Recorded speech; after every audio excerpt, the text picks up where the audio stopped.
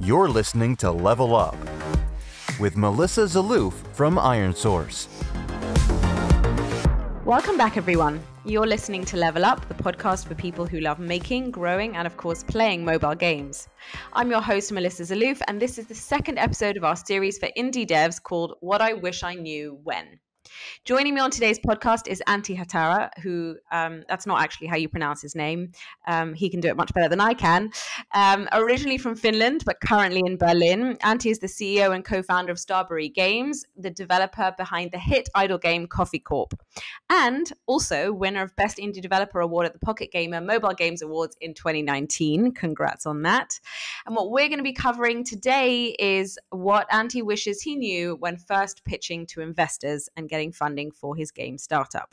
So Antti, thank you so much for being on the show with us today. Cool. Thanks for the invite. So maybe to start, can you tell us a little bit about your journey in the gaming industry and how you came to found Starberry? Sure. I've been in the mobile games industry for a while now. I joined Digital Chocolate Studio in Helsinki 2004. So that's 16 years ago. And I was still studying at the Helsinki University of Technology back then. I had learned some programming there and always ended up choosing to make games when we got to choose what we work on. And luckily, the Nokia headquarters was really close by. So we got our hands to one of these sexy early Nokia phones, which could actually run games. So I made my first mobile game in 2003 when I made Asteroids run on a Symbian game. And I think that helped me get the job at Digital Chocolate back then. So I haven't looked back since. So I've been in mobile games ever since. And that was 7 years at Digital Chocolate in Helsinki, where I quickly went from programming to product management. I knew I wouldn't be the best at programming for sure. And then moved 2011 to Berlin, where for the next 5 years, I built and managed one of the internal studios at Wooga. And then, Starberry, or originally Chatterbox, we founded 2017, first making messenger games with HTML5, and then we pivoted and rebranded to Starberry in 2018 to build Idle Coffee and hopefully many more great games. And how did you come up with the concept and mechanics for Idle Coffee? Yeah, we decided to pivot from making the Facebook Messenger games in June 2018. We had 9 months of runway left at that stage, and then we sat down to look at kind of opportunities in casual mobile game space. We've of course noticed from Berlin the momentum with Idle Miner Tycoon, and Future Play Games from Finland was pretty close to us, and so we kind of saw there some chances. And luckily, my co-founder Samir, he had done some idle games before, so he was familiar with the genre, and so we locked in on idle genre from the get-go. That's something we can make in the time before we run out of money. And so then the next step would be the kind of brainstorming for the theme. And so there's kind of like a classic Zynga strategy of farm, city, restaurant. And the guys in Finland had done farm and city games. So we looked at restaurant then. And that theme was interesting, but it got kind of focused more specifically to coffee because, that's Berlin. And there's just an amazing third wave hipster coffee scene in the city. So. Interesting. Something else that strikes me about your background and your story of working in the game industry is getting started at Wooga actually around the time that mobile free-to-play was really emerging on the scene. And I think I'm right in saying you led their first sort of mobile-only project. Now, obviously, free-to-play is prevalent. People have got the model down. Well, actually, I guess we don't know. It could get better from here. But the assumption is we've got the model down to a science. But at the time, it must have been a very sort of uncertain time. What was it like? Was there a general feeling back then that mobile free-to-play would be this huge revolutionary shift in the industry? Yeah, I think if you would have asked me 2011, back then I would have never believed that the mobile games industry will grow so much and so fast. Free to play was way bigger on social networks like Facebook games, and it felt like that's the kind of bigger opportunity there. Mobile just represented an opportunity to build kind of additional revenue stream on top of the kind of Facebook games, and you would think that okay, slowly there it will grow, but yeah, like that just happened super fast. I would have never expected it to be just in a couple of years. So luckily at Buga, Jens did a great work with recognizing it, and I think everyone at Buga got a iPhone 4S at the end of year 2011 as a Christmas present, and kind of signaling that hey guys, there's a big shift going, and so Right. And how steep would you say is the learning curve from shifting from traditional pay to play to free to play? Yep. So yeah, there's kind of two companies I've worked at. Buga was born free to play because they were on Facebook first and initially, so there was already like in the DNA of the company. But at Digital Chocolate, where we had done pay to play games from the get go, that's where I witnessed and went through the jump, and it's especially painful for game designers going from kind of just thinking of the entertainment experience to actually then trying to put in business into the game design, and that was very it was very painful to witness, but also it just luckily we had kind of the two ingredients. We had product managers with kind of I hired these guys from business school and was managing the product management team, and then we had talented game designers and kind of getting both the business and analytical thinking mixed with the gameplay and entertainment experience design. That kind of then helped us succeed finally on some of the Facebook games with Digital Chocolate. So it's there's a big jump from game to get to games as a service. Well, moving on to the main, although I feel like we could probably have dived in a little deeper there too. I've sort of like three more questions I want to ask you, but I'm not going to. Let's move on to the main focus, because that's what we promised. Things you wish you knew when pitching to investors. So maybe let's start with the most fun, basic question. Why or when does a gaming startup need investment, and what does that money enable? And also, has that kind of changed, right? Was it previously about resources to pay designers and developers, and is it now more about UA? No, I wouldn't say necessarily so. I think kind of the why and when you need an investment for a mobile gaming startup. The first thing is you'll need an experienced team together to be able to make a game today that can compete in the market. So either you'll be able to convince the team to join like the company as co-founders without salaries, or then you need money to be able to hire them and get them to get even started. So I would say today it's super early when you kind of need it. But I guess there's a model in between that some of the people, because you need that team, so some of them will join early, take the bigger risk, and then some will join when you've gotten an investment. So typically the first investment just enables the company to get the first key hires and get that core team together, because making a game that can compete in the market just takes so much effort. And do you think it differs across genres? Yeah, definitely. There's probably a huge difference in genres. I've only worked on casual games so far, enjoying that space, and but it must be a whole different story for mid-core and core games where production times are way longer and kind of no small games. So. Do you think it's possible to bootstrap a mobile gaming company today without funding? Let's assume you managed to get a core team together who are willing to work without salaries for a while. How long can you sort of last? Yeah, no, I think that's an interesting question, and I do think it's possible. So it's not easy, but it's not impossible. So you'll probably need some of your savings and kind of, well, you've done the work for convincing them to work for free in the beginning, but there are alternatives to VC investment, and that's basically funding your company somehow with revenue. So I would say kind of the first things that come into mind, and which we gave a shot as well, is that you either ship something first as your as a small project to try to get to the market, or then you'd be able to find a publisher deal that can help you kind of fund the development and potentially then turn into revenue, but not giving out any equity in and that kind of enables different chances. So why was it that you sort of decided to go for the fundraise versus publishing deal route when you did? So we've because now we've done both. We've published Idle Coffee Corp with Boombit.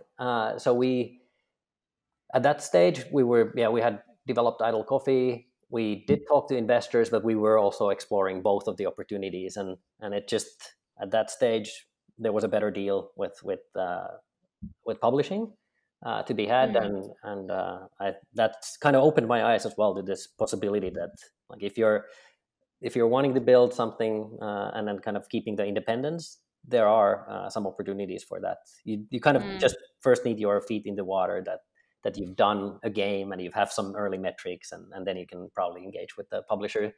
No one's going to get you out of your desk at another company to say that, hey, here's money and start a company. So Right. So let's say you've done that, right? You've developed your first mobile game or game concept, and you want to look for investment to help you grow the company. Where do you start?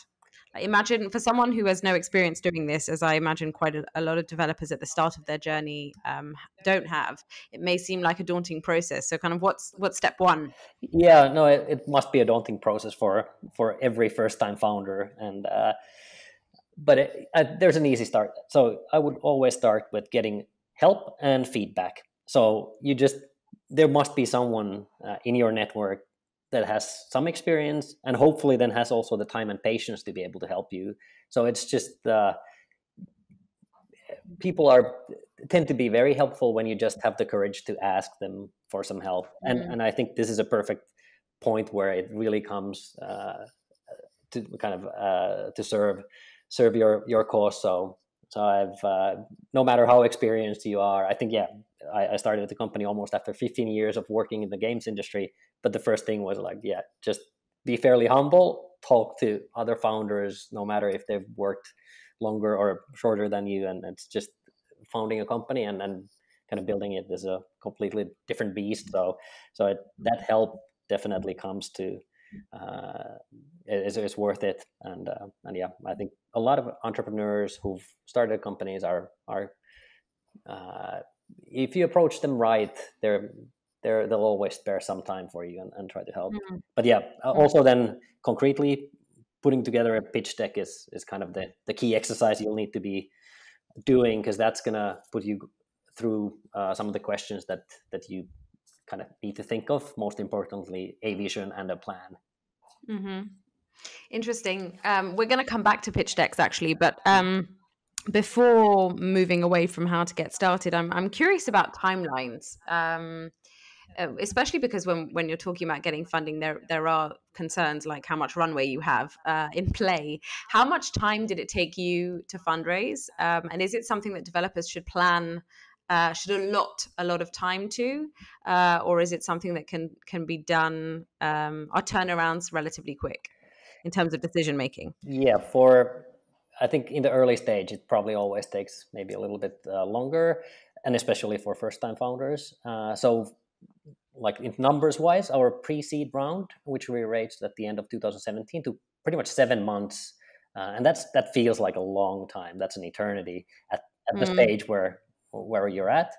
But I think we learned a lot there. We tried first directly to raise from venture capital funds, and where we should have just realized that it's for first time founder, there's a lot of value in raising from angel investors first, the pre-seed round, and then our second round, the seed round, took about 5 months from first pitch to actually money in the bank. And it is by ballpark estimate would be that you're going to be spending third or half of your time for some 3 months to get it together.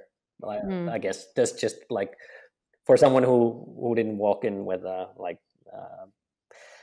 experience of having founded a company before. I think that's then a completely different story when you've done the real ones. Sure. And let's go back to talking about the pitch deck. You successfully closed a round or two of funding.